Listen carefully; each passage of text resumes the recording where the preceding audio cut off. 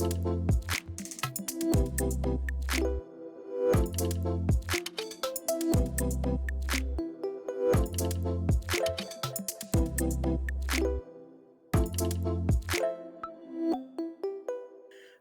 à toutes et à tous. Du fait des évolutions du monde professionnel, de la réglementation aux attentes des actifs et du monde en règle générale d'ailleurs, nous avons choisi d'explorer ensemble les moyens de repenser le monde du travail. Je m'appelle Corinne Estelle-Guémin, je suis entrepreneur et fondatrice de Plumenbiz. Notre métier, permettre à nos clients d'améliorer la productivité et la fidélisation de leurs collaborateurs. Chaque jour, nous accompagnons des dirigeants, des directeurs et des RH dans leurs enjeux en termes de ressources humaines, de RSE ou encore de communication interne et de marque employeur. Avec notre live Bebuzz, nous vous proposons de rencontrer des hommes et des femmes de métier qui vont partager avec nous leur vision et leur retour d'expérience sur des sujets clés. Aujourd'hui, j'ai le plaisir et l'honneur de recevoir Éric Barbry. Bonjour Éric. Bonjour Corinne. Éric, tu es avocat associé chez Racine Avocat. Et à ce titre, tu pilotes l'équipe IT et Data Protection qui intervient tant en conseil, en contentieux, en contrat et aussi en négociation sur l'ensemble des questions de propriété intellectuelle, de droit des technologies ou encore du droit des données à caractère personnel, the fameux RGPD. Tu es aussi régulièrement sollicité pour intervenir, pas que par nous, lors de conférences. Et nous avons aujourd'hui la chance de te recevoir. J'insiste sur la chance de te recevoir pour nous parler du RGPD dans le cadre des ressources humaines. Est-ce un match des titans? C'est ce que tu vas devoir nous expliquer. Alors, depuis sa mise en application en mai 2018, ça remonte mais pas tant que ça, nous entendons à peu près tout sur le fameux RGPD. Que ce soit sur les données collectées, leur durée de garde, les sanctions encourues, etc., etc. Faisons donc le point sur le célébrissime Règlement général sur la protection des données, le RGPD donc, pour mieux comprendre le sujet et surtout ses incidences en matière de ressources humaines. Éric, peux-tu nous rappeler ce qu'est finalement le RGPD, son objectif global initial et celui en ce qui concerne plus particulièrement les données personnelles des employés du secteur privé, mais aussi des agents dans le secteur public? Mais avec plaisir, chère Corinne. Donc le RGPD, tu l'as dit, hein, le Règlement général sur la protection des données à caractère personnel. Donc c'est un règlement, comme son nom l'indique. Je crois que tout le monde maintenant connaît la différence entre une directive et un règlement, mais c'est toujours mieux de la rappeler. Une directive donne une direction et donc il y a des lois de transposition et donc les règles ne sont pas forcément toujours les mêmes entre les différents pays. Quand il y a un règlement, bah, c'est un texte qui régit de manière identique l'ensemble des dispositions d'un périmètre juridique donné. Là, en l'occurrence, les données à caractère personnel. Alors, quel est l'objectif du texte? Il y a deux objectifs. Il y en a un qui est plutôt sympathique et un autre qui est moins sympathique, disons. Enfin, ça dépend de quel côté on se place. Mais on va dire que les deux grands axes du RGPD, c'est la protection et l'exploitation. La protection d'abord, la protection des données, c'est-à-dire mieux protéger les données, lutter contre les attaques sur les données, mieux informer les personnes, leur donner des droits, notamment le droit d'accès, mais pas que. Mais aussi en corollaire, c'est pour ça que je disais, c'est à la fois pour faire le bien et pour faire moins le bien, c'est toute la problématique de l'exploitation des données. Le RGPD n'est pas là pour empêcher les gens d'exploiter les données. Le RGPD est là pour expliquer dans quelles conditions on a la possibilité d'exploiter les données. Donc c'est vrai que le RGPD est vu souvent comme une emprise ou une contrainte, alors que c'est à la fois une emprise et une contrainte, évidemment, parce qu'il faut respecter des règles, mais c'est aussi une opportunité de valoriser les données, de mieux les traiter, de mieux les classer, de mieux les comprendre. Et donc, moi, j'ai une vision un peu plus peut-être, alors angélique, j'en sais rien, mais en tous les cas positive du RGPD. Et je vois qu'avec les entreprises avec lesquelles je travaille, c'est évidemment, comme je l'ai dit, une contrainte, mais c'est aussi un formidable outil d'amélioration de la qualité de ces données. Alors, tu m'as posé la question de savoir RGPD et données salariés ou données agents publics. J'allais dire, c'est à la fois tout et rien. C'est d'abord rien parce qu'il n'y a pas vraiment de spécificité pour les données des salariés ou des agents publics dans le RGPD. Hein. Le RGPD parle surtout de ce qu'on appelle les personnes concernées. Voilà, une personne concernée, c'est quoi? C'est une personne sur laquelle on traite des données à caractère personnel. Heu, Maintenant, évidemment qu'un salarié, évidemment qu'un agent public est une personne concernée et en ce sens, lui comme, toi et moi, on est protégé par le RGPD ou il est protégé ou elle est protégée par le RGPD. C'est-à-dire que, l'employeur, finalement, ne peut pas faire tout et n'importe quoi avec les données de ses salariés ou avec les données de ses agents. Et justement, quelles sont les principales obligations imposées aux entreprises, donc et aux administrations, en matière de traitement des données des collaborateurs, en vertu du RGPD? Oui, alors, il y a en fait, au niveau du RGPD, 4, on appellera blocs, enfin moi c'est comme ça que je les appelle, 4 blocs, qui sont 4 grands périmètres, que les entreprises doivent respecter et encore une fois, comme je te l'ai dit, ils doivent les respecter pour les données des salariés, mais pour toutes les autres données. Mais si on s'attache aux données des salariés, il y a 4 grands blocs. Le premier bloc, c'est ce qu'on appellera le bloc informationnel, c'est-à-dire toutes les obligations qu'on a d'informer les personnes concernées sur les données qu'on a sur eux. Ça se traduit par exemple dans les entreprises par l'adoption de ce qu'on appelle des politiques de confidentialité orientées salariés ou des politiques de confidentialité orientées candidats, par exemple, surtout si tu fais des traitements de candidature en ligne. Donc ça, c'est le premier bloc, le bloc informationnel, mais évidemment, dans ce bloc, il y a plein d'autres choses, hein. Il y a toutes les problématiques liées, je ne sais pas moi, aux données personnelles et au télétravail, aux données personnelles et à la déconnexion, aux données personnelles et aux enregistrements, par exemple, des réunions en Teams ou en autres technologies qu'on peut utiliser. Bref, il y a beaucoup d'informations à donner, des informations sur la vidéosurveillance, il y en a évidemment. Donc ça, c'est le bloc informationnel. Le deuxième bloc, c'est le bloc qu'on appelle le bloc gouvernance. Une entreprise doit mettre en place ce qu'on appelle les mesures organisationnelles appropriées, lesquelles, ben, je viens de te le dire, celles qui sont appropriées, amusez-vous avec ça, pour protéger les données. Alors ça veut dire quoi? Ben, ça veut dire qu'on va faire plein de choses qui ne relèvent pas de la sécurité informatique, hein, qui relèvent vraiment de l'organisationnel pour mieux protéger les données. Ça veut dire quoi? Ça veut dire par exemple gérer les durées de conservation, les gérer proprement au regard de la loi. Ça veut dire s'interroger sur la désignation ou pas d'un DPO, d'un délégué à la protection des données, qui pourra aider le DRH dans la manière de manager les données des salariés. Ça veut dire gérer aussi la relation avec les sous-traitants, les prestataires. Si par exemple tu as un prestataire de vote électronique, de bulletin de paye dématérialisé, qu'est-ce qu'on peut avoir d'autre de signature de contrat dématérialisé, de bulletin de paye tout court, pas forcément dématérialisé, hein. Bah, tout ça, si tu l'externalises, ce sont autant de prestataires et ces prestataires, bah, il faut s'assurer qu'ils soient conformes avec le RGPD. Les mesures de gouvernance, c'est aussi les problèmes de flux transfrontières, si jamais on est dans une grande entreprise internationale. Enfin, tu vois, c'est tout cet environnement autour de la maîtrise de la donnée, mais en dehors de l'aspect technique. Tu as un troisième volet sur lequel moi j'interviens très peu, même s'il m'arrive d'intervenir quand même, c'est la partie justement sécurité, hein, les mesures techniques de sécurité cette fois-ci, ce qu'on va appeler la sécurité physique et la sécurité logique. Alors pourquoi je dis que j'interviens un peu, c'est parce que c'est quand même une grosse dominante sécurité technique et logique, donc ça veut dire qu'il faut travailler avec des experts en sécurité, soit en interne avec des RSSI, soit en externe avec des prestataires extérieurs de conseil. Mais moi, personnellement, j'interviens quand même sur ces aspects-là. Pourquoi? Bah, parce que, on intervient sur les contrats de sécurité, on intervient sur, les violations de sécurité s'il y en a, on intervient aussi sur la rédaction des analyses d'impact. On y reviendra peut-être tout à l'heure, mais, il y a des obligations pour les DRH de faire des analyses d'impact au regard du RGPD dans un certain nombre de cas. Et enfin, le quatrième bloc, c'est ce qu'on appelle le bloc registre, c'est-à-dire que, je crois que tout le monde le sait aussi maintenant, avant le RGPD, on devait faire des déclarations, des autorisations auprès de la CNIL.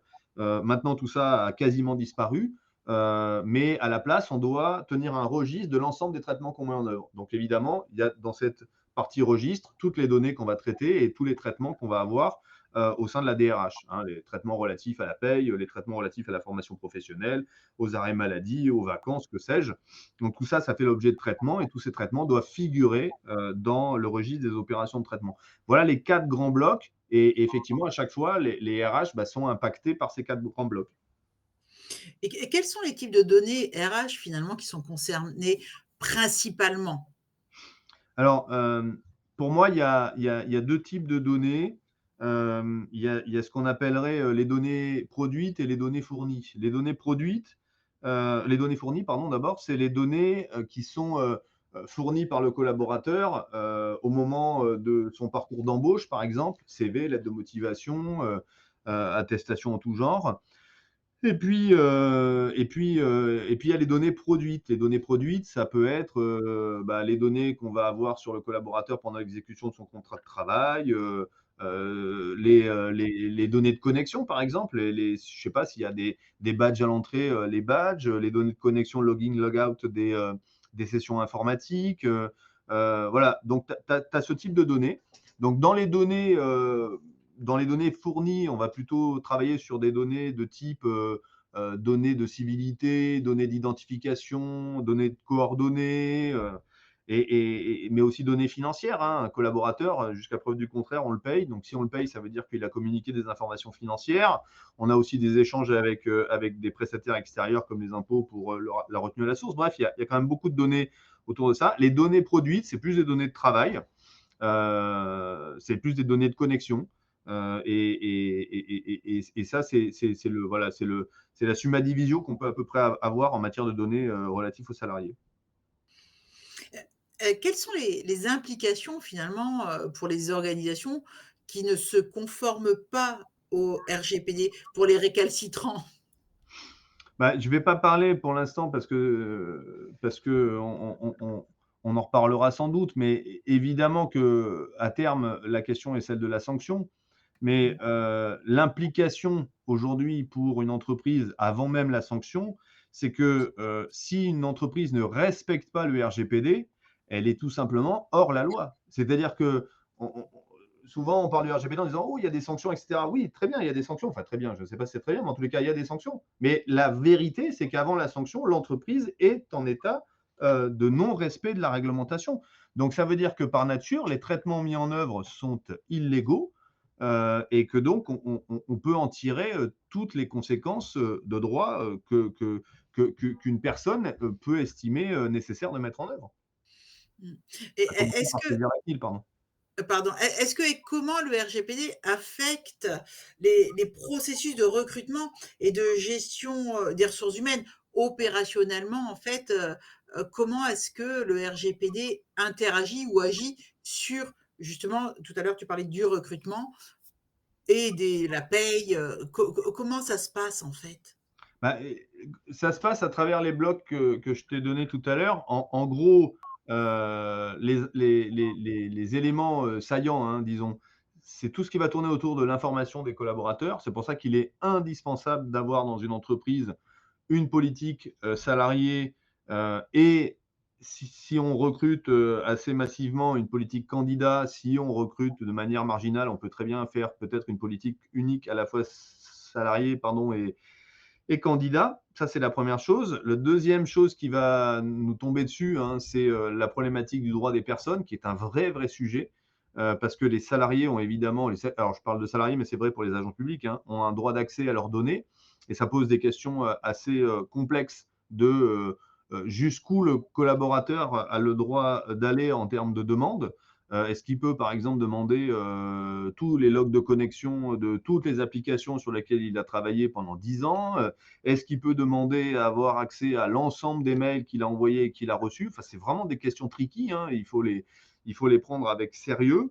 Et puis, tu peux avoir un troisième impact fort qui est ce qu'on appelle les analyses d'impact. Les analyses d'impact, c'est en fait l'obligation qu'on a quand on est sur un traitement sensible de faire une analyse amont, un 360 degrés du RGPD pour s'assurer que le projet qu'on va mettre en place est bien conforme au RGPD. Alors, c'est vrai que c'est un peu inhérent à tous les projets RGPD ou en tous les cas données personnelles, puisqu'on a le principe du privacy by design dans le RGPD. Mais là, on a vraiment un travail spécifique à faire avec un rapport d'analyse de risque et de maîtrise de risque, qu'on appelle donc une analyse d'impact, dont les conditions et le contenu sont même dictés par le RGPD.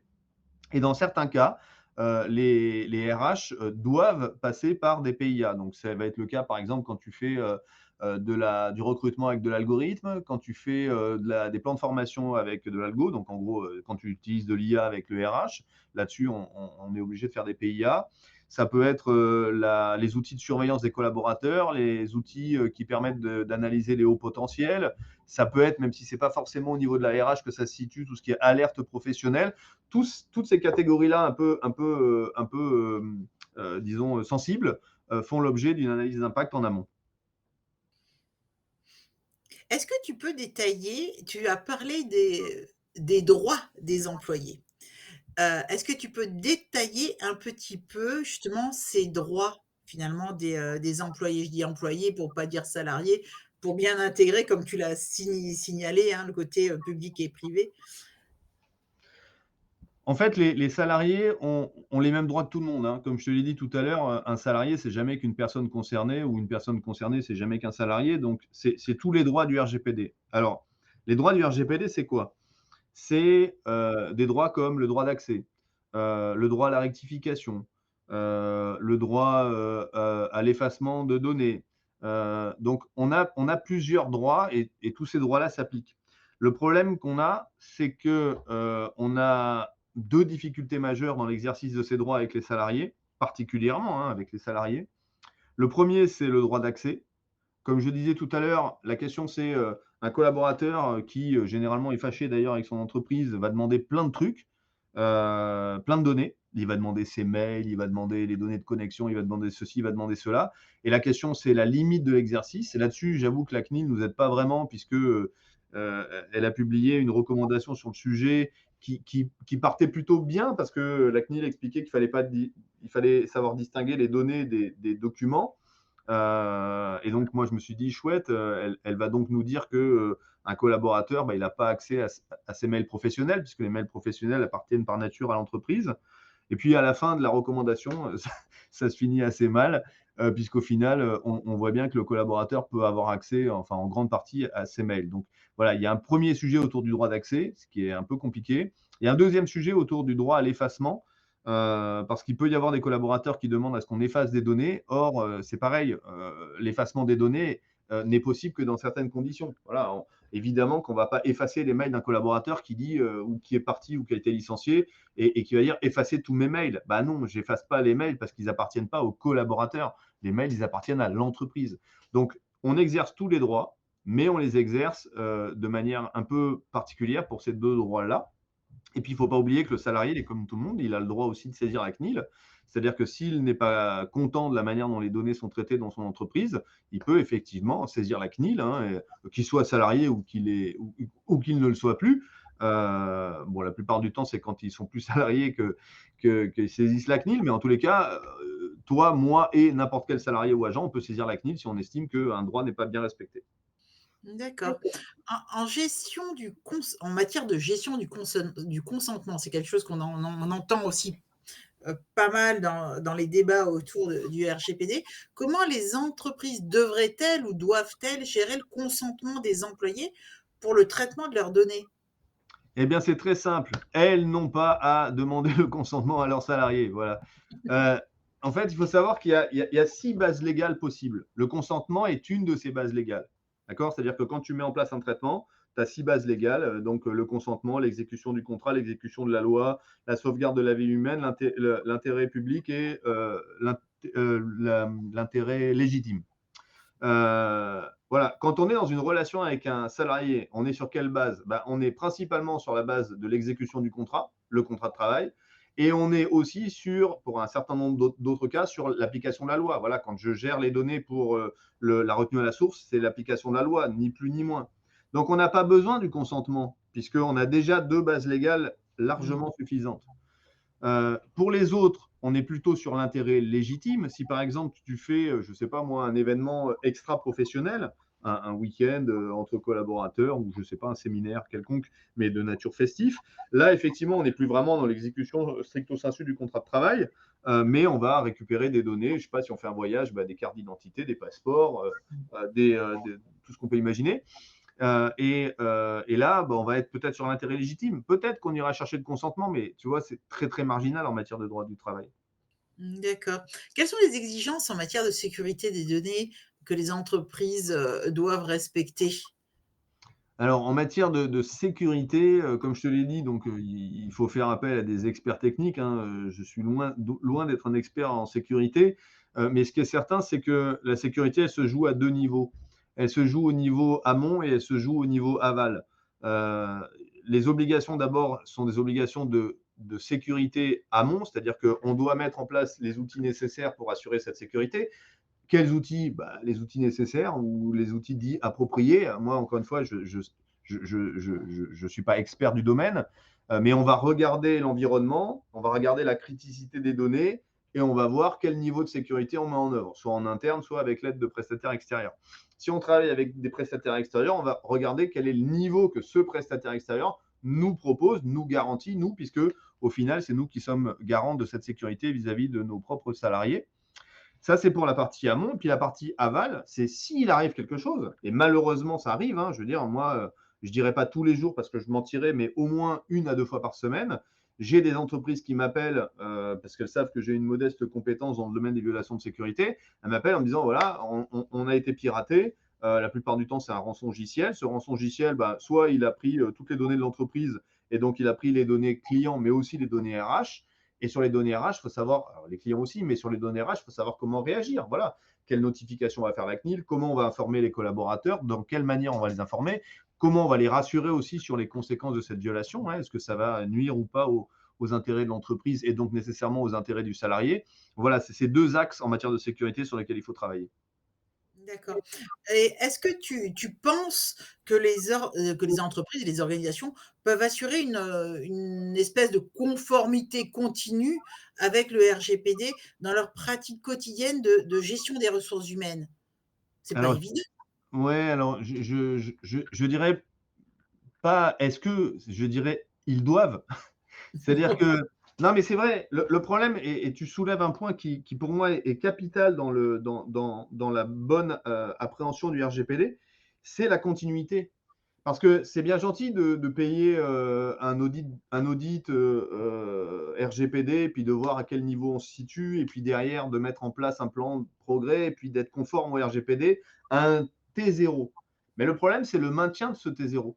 C'est-à-dire que si jamais, la CNIL, vient voir une entreprise, elle va pas regarder ce qu'ils ont fait, en 2019, elle va regarder ou en 2020 ou en 2021, elle va regarder l'état actuel.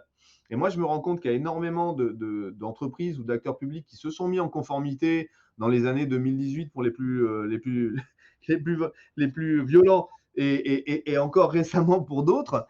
Mais à la fin, ils ne font pas perdurer cette conformité, c'est-à-dire qu'ils ne mettent pas tous les moyens pour ça. Et quand je dis tous les moyens, ce n'est pas forcément un truc très compliqué, mais par exemple, désigner déjà un DPO ou au moins quelqu'un qui a de l'appétence à la RH pour traiter les problématiques de données personnelles. Voilà. Regardez ce qui se passe au niveau du site de la CNIL.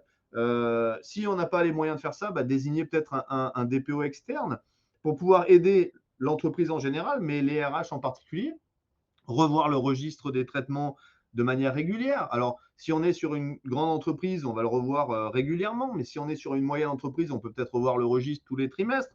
Et si on est sur une petite entreprise qui doit aussi avoir un registre dans tous les cas, ben, on le fera peut-être 1 fois par an.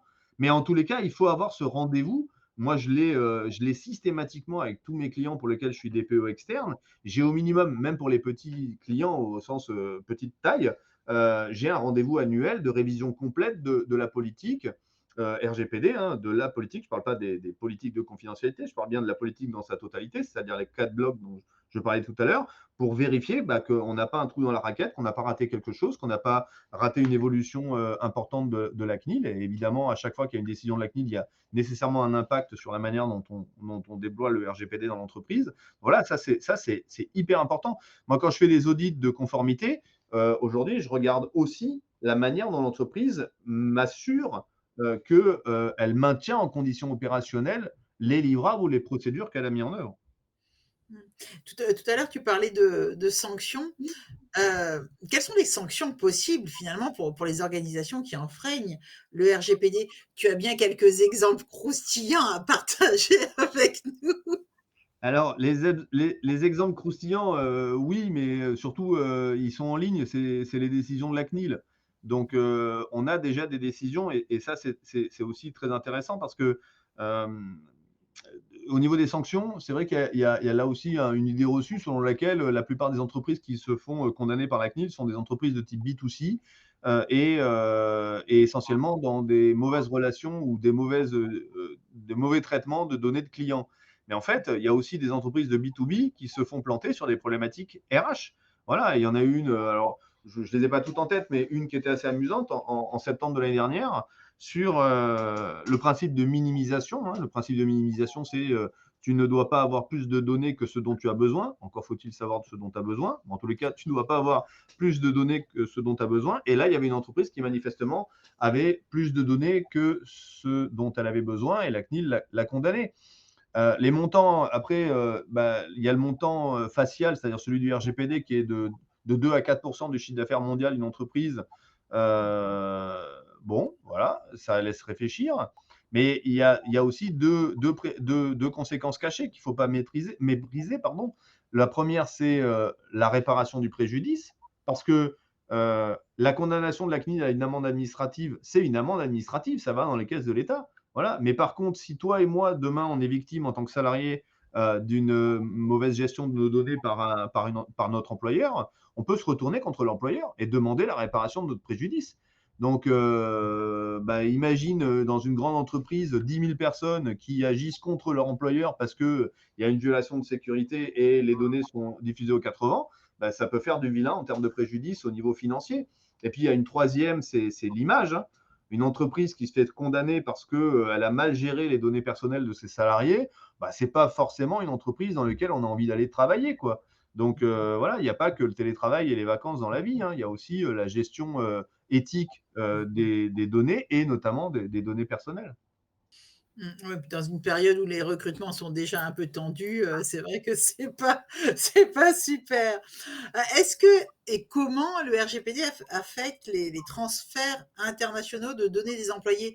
Tu sais, dans les entreprises, justement internationales, où tu as des employés qui, sont à la fois sur, une géographie et puis, dans le cadre d'une politique de mobilité, qui Mmh. vont sur une autre géographie. Comment est-ce que ça se passe ça? Alors, ça devrait bien se passer, mais en pratique, ça se passe mal. C'est-à-dire, ça devrait bien se passer parce que, il y a une réglementation dans le RGPD, hein. Il y a un bloc spécifique dont j'ai pas parlé tout à l'heure, on pourrait dire que c'est le 5e bloc, qui est le bloc, transfert de données en dehors de l'Union européenne. D'abord, il faut savoir qu'au sein de l'Union européenne, je dis pas qu'on fait ce qu'on veut, mais on peut échanger les données un peu comme on veut. Donc quand on est sur un groupe européen, il y a pas de sujet. Mais dès que tu sors de l'Union européenne, il y a un problème, ce qu'on appelle les transferts, les flux transfrontières, pardon.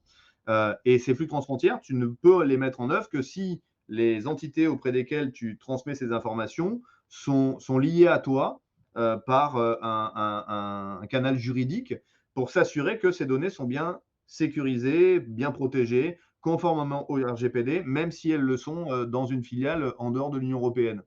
Or, dans les grandes entreprises, il y a toujours ça, hein. Tu parlais de la mobilité, c'en est une, mais tu peux aussi considérer les voyages d'affaires, l'envoi d'informations de type KYC pour créer des entreprises locales. Enfin, il y a plein de cas de transfert de données en dehors de l'Union européenne.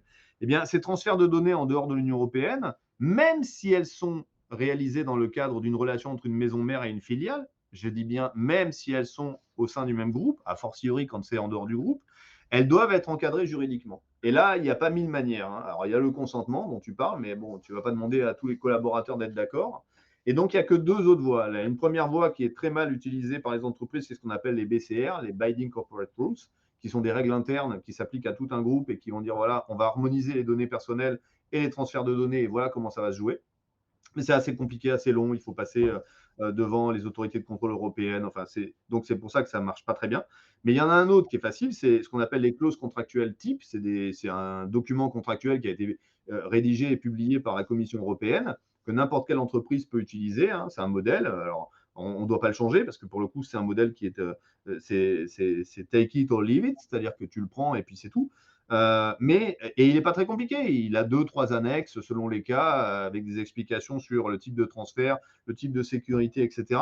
Et donc, c'est facile à faire. Voilà. Le seul problème, c'est que les entreprises ne le font pas, ou elles ne veulent pas le faire, ou elles ne l'ont pas vu, ou elles n'ont pas envie, ou tout ce qu'on veut. Et donc, la prochaine fournée, à mon avis, des condamnations en matière RH CNIL, risque de tomber sur des défaillances sur les analyses d'impact ou les flux transfrontières. Et là, ça va cogner parce que ça va cogner sur des grandes entreprises. Et ben, 2 ou 4 du chiffre d'affaires d'une grande entreprise, ça fait quand même plusieurs millions d'euros. Mmh. Ouais, mais je pense en effet, tu as raison, c'est souvent, mmh, je pense que c'est souvent des choses que l'on ne voit pas forcément parce que c'est dans un angle mort. On s'occupe pas de ça alors que c'est capital, parce qu'en effet, il y a bah, ça entraîne des risques, phénoménaux, quoi, enfin, Mmh mh. en termes de valeur. Et quels sont d'après toi les défis les plus communs ou les plus spécifiques que rencontrent les entreprises, pour se mettre justement en conformité avec le RGPD? Le temps, l'envie, la motivation. Non, en fait, il y a pas de frein, c'est-à-dire que c'est ça qui est fou. C'est en fait, appliquer le RGPD, c'est facile. Alors ça va faire bondir les DPO des grandes entreprises, mais même pour eux, c'est facile parce que même un DPO d'une grande entreprise, il a des relais DPO, locaux, et cetera. Donc c'est une organisation, voilà, ça marche quoi. C'est comme si on disait: «Mon Dieu, être directeur juridique d'un grand groupe ou être directeur RH d'un grand groupe, c'est compliqué». Bah, c'est pas plus compliqué que dans un petit groupe, simplement tu as des relais et cetera.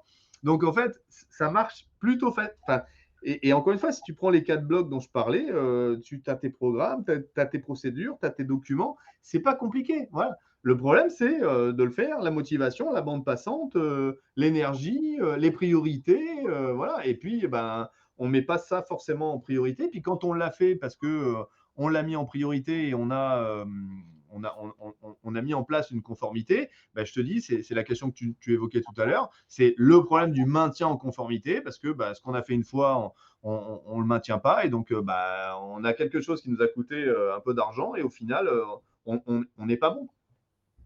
Et pour finir, merci beaucoup Eric, c'est vraiment super intéressant. C'est ça balaye l'intégralité du RGPD, des risques, c'est super intéressant.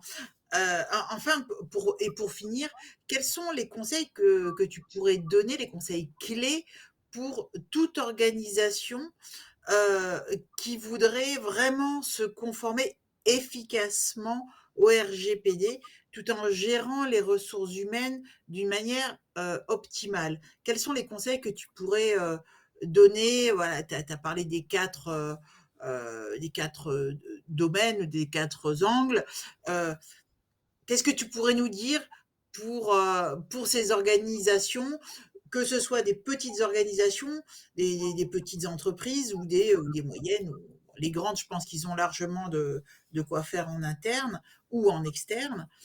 Mais pour des PME, qu'est-ce que tu donnerais comme conseil? Alors, bah, c'est compliqué de donner un conseil parce que quand tu es avocat, le meilleur conseil que tu puisses donner à des gens, c'est venir te voir.